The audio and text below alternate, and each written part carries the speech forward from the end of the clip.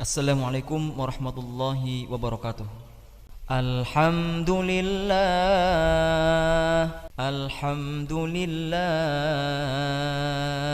Alhamdulillah. Kalau kita tawakal ke Allahnya 100%, Allah nolongnya 100%. Dan ukuran persentase itu yang tahu cuma kita, karena di hati kita itu yang muncul. Ada satu titik keraguan, berarti kurang dari 100%. Keraguan itu memperlambat datangnya pertolongan dan keajaiban dari Allah. Makanya aku tergantung prasangka hambaku kepadaku. Kenapa ada orang di zaman dulu tuh kayak dapat karomah, keajaiban-keajaiban dalam hidupnya. Kayak nggak mungkin terjadi secara logika dan ilmiah. Karena memang dia yakinnya ke Allah itu 100%. Apakah kalau kayak gitu kita nggak perlu ikhtiar? Perlu, tapi ikhtiar nggak ada hubungannya dengan keyakinan. Ikhtiar itu hubungannya dengan kewajiban. Allah yang suruh ikhtiar, tapi yakin berhasil apa enggak? Itu urusan yang kedua, urusan hati antara kita dengan Allah Subhanahu wa taala. Kayak kita minum obat. Tentunya kita harus beli obat yang paling bagus, dokter yang paling recommended, yang spesialis. Oke, itu ikhtiar.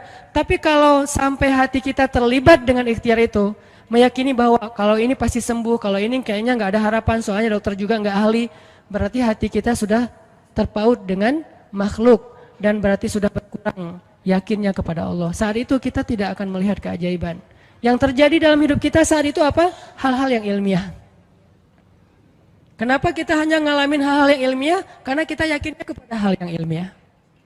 Kenapa ada orang yang ngalamin hal-hal yang sifatnya miracle? Karena dia yakinnya kepada mukjizat. Yakinnya kepada aun atau pertolongan dari Allah Subhanahu wa taala. Jadi bukan kita tidak berikhtiar, ini bab a'malul qulub. Amal hati, apakah hati kita yakin gak sama Allah SWT? Dan Umar mendengar cerita itu semakin yakin sama Allah. Makanya nanti muncul kasus di zaman Umar tuh luar biasa. Ini presiden kalau imannya 100% ke Allah, ada masalah di negaranya tuh, dia tinggal bilang ya Allah beres tuh masalah. Jadi di Mesir waktu itu ada musim paceklik sampai sungai Nil tuh hampir habis tuh. Sehingga air sungai Nil nggak mengalir lagi ke ladang-ladang jagung, gandumnya orang-orang Mesir. Dan orang Mesir yang dulunya menyembah anak sapi betina, mulai syirik lagi nih. Mulai berpikir, kalau kayak gini mah sama aja. Setelah Islam datang kita tetap aja susah, paceklik. Mending kita doa lagi ke nenek moyang kita, dewa-dewa yang dulu. Gubernur Mesir yang namanya Amr bin As waktu itu ngirim surat kepada Umar ke Madinah. Ya Amirul Mukminin, Mesir sedang diuji oleh Allah dengan kekeringan. Dan masyarakatnya hampir syirik. Kami mohon bantuan dari pusat, dari Madinah untuk membantu bagaimana mengatasi kekeringan di Mesir. Begitu surat itu sampai ke Umar bin Khattab, Umar nulis balik surat dalam bentuk doa. Bismillahirrahmanirrahim. Ya Allah, turunkanlah hujan untuk masyarakat rakyat Mesir. Dikirim ini surat ke Mesir. Waktu itu ibu kotanya masih Alexandria, belum Kairo. Dikirim ke Alexandria, malam itu diambil sama Amr bin As. Pas dibaca oleh Amr bin As, Bismillahirrahmanirrahim. Ya Allah, berikan rakyat Mesir hujan yang mencukupi untuk mereka. Saat itu juga hujan turun. Sampai sungai Nil meluap dan menggenangi ladang-ladang jagung dan gandumnya orang-orang Mesir. Dan mereka bertakbir semuanya. Cuman ngirim surat doang dari Amirul Mukminin. Kan enak ya? Coba kalau kita hidup di zaman Umar, ya Amirul Mukminin, saya belum dapat jodoh, ya Allah beri dia jodoh, beres. Cepet banget loh. Ya Amirul Mukminin, dia nolak saya, ya Allah terimalah, terima. Yang kemarin nolak hari ini, kenapa ya saya jadi serak sama dia, gara-gara doa Amirul Mukminin. Ini artinya teman-teman, keajaiban dari yakin kepada Allah itu luar biasa dari kisah bapak tadi tuh. Kalau kita berbaik sangka kepada Allah. Kenapa nggak ikhtiar? Mungkin sudah ikhtiar, bikin pengairan segala macam tapi belum berhasil, yang kurang cuma satu, doa. Doa mungkin udah banyak tapi belum diijabah karena doa-doa mereka tidak seajaib doanya Umar bin Khattab. Belum lagi Umar berdiri di atas mimbar, ini mungkin terkenal nih, kejadian dalam perang Qadisiyah kalau nggak salah. Umar lagi khutbah Jumat di Madinah, kaum muslimin lagi berperang di Irak melawan pasukan Persia, perang Qadisiyah namanya. Irak Madinah tuh kan kalau naik pesawat sekitar 2,5 jam, 3 jam, jauh tuh. Jakarta Medan lah, jauh. Nah Umar lagi khutbah di atas mimbar, sholat Jumat, tiba-tiba tema khutbahnya tuh ganti gitu. Lagi ngomong tiba-tiba beralih tema. Wahai kaum muslimin, naiklah ke atas bukit itu. Baliklah kalian mundur-mundur gitu. Jadi Umar tiba-tiba kayak ngomongin sesuatu yang gak nyambung. Orang-orang heran, nih Umar kenapa? Oh ya udah biarin, namanya juga Umar gitu kan. Dia punya, mungkin dia ngelihat setan atau apa, setan kan takut sama Umar. Diem. Udah selesai sholat Jumat, pada datang, ya Amirul Mukminin tadi apa yang terjadi? Kenapa Amirul Mukminin ngomong sesuatu yang gak nyambung? Kita juga gak ngerti. Kata Amirul Mukminin, saya ngelihat Allah menampakkan kepada saya pasukan Islam di Qadisiyah yang terdesak hampir habis dibantai sama musuh, tapi saya ditunjukkan ke sebuah bukit yang mungkin mudah-mudahan itu jadi benteng untuk mereka berlindung. Saya suruh mereka naik. Orang kan nggak langsung percaya kan, bener gitu terjadi kayak gitu. Kalau Rasul ngomong, mungkin aku naik ke langit, Isra Mi'raj, oke lah, itu aja masih ada yang mendustakan. Ini Umar yang ngomong, bukan Nabi yang dapat wahyu. Orang nggak langsung percaya, selang beberapa minggu kemudian pasukan Qadisiyah pulang. Jadi utusan mereka pulang bawa berita tentang kemenangan perang dalam perang Qadisiyah. Dia cerita, suatu hari di hari Jumat kami sedang berperang.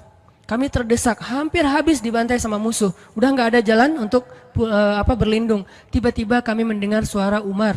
Amirul Mukminin berteriak, wahai kaum muslimin, naiklah ke atas bukit ini supaya kalian terlindungi. Akhirnya kami mundur naik ke atas bukit dan selamat waktu itu. Berarti benar-benar terjadi. Kok bisa? Ya, qadarullah.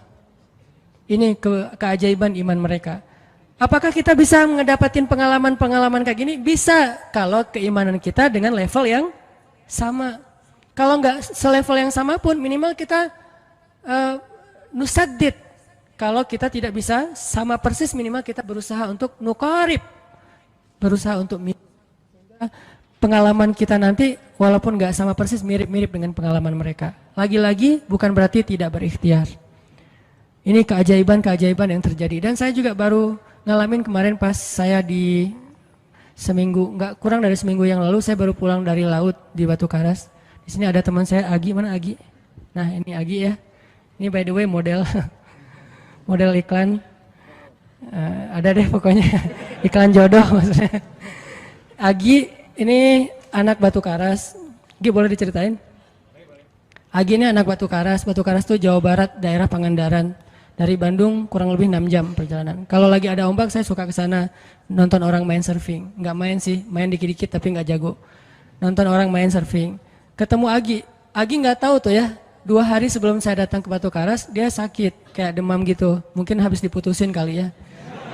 Dia demam gitu, nggak enak badan, pengen pulang. Biasanya kalau nggak enak badan cuma dia tinggal di Jakarta, paling juga di kos-kosan. Tapi kali ini pengen pulang ke Batu Karas banget. Aduh kenapa ya pengen pulang ke Basroh Batu Karas gitu ya. Batu Karas kayak Basroh gitu. Pengen ke Batu Karas. Pas dia pulang, hari saya lagi mau main tuh, dia diajak sama temen dia, ngojek itu apa? Berenang yuk gitu. Berenang yuk, berenang. Dia ikut, padahal lagi nggak enak badan, tapi pengen berenang. Pas lagi di pantai, saya datang ketemu loh, kayak kenal nih, hitam-hitam ektis gitu. Ternyata ketemu saya, Ustadz Hanan ya, ya kenalan. Ustadz saya tuh ketemu Ustadz kemarin di Meruya pas kajian minggu bulan yang lalu. Cuman karena jamaahnya banyak, saya nggak bisa ketemu Ustadz, nggak bisa salaman. Saya waktu itu membatin, ya Allah saya pengen banget ketemu Ustadz Hanan langsung, tapi jangan dalam suasana ta'lim yang ramai, langsung berdua. Mudah-mudahan terkabulkan. Akhirnya Agi banyak istighfar sebulan istighfar, akhirnya terjadilah yang tadi itu. Dia nggak enak badan, saya juga tiba-tiba ujuk-ujuk, kenapa ya saya pengen ke Batu Karas, kenapa ya pengen ke Batu Karas, ternyata di sana ada ombak, kan ada Agi. Ketemu aja di Batu Karas, itu cara Allah menskenariokan. Dan itu terbukti banget loh, istighfar. Bukan karena saya orang soleh, dan kita bisa istighfarin siapa aja. Saya pengen ketemu ini, saya pengen. Dan itu ajaib. Kalau misalnya nggak ketemu pun di dunia, insya Allah ketemu dengan orang soleh itu nanti di akhir.